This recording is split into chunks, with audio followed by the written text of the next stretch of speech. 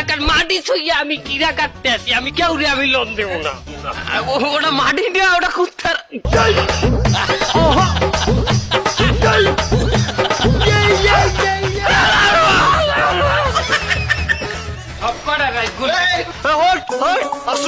অস্ত্র নামান।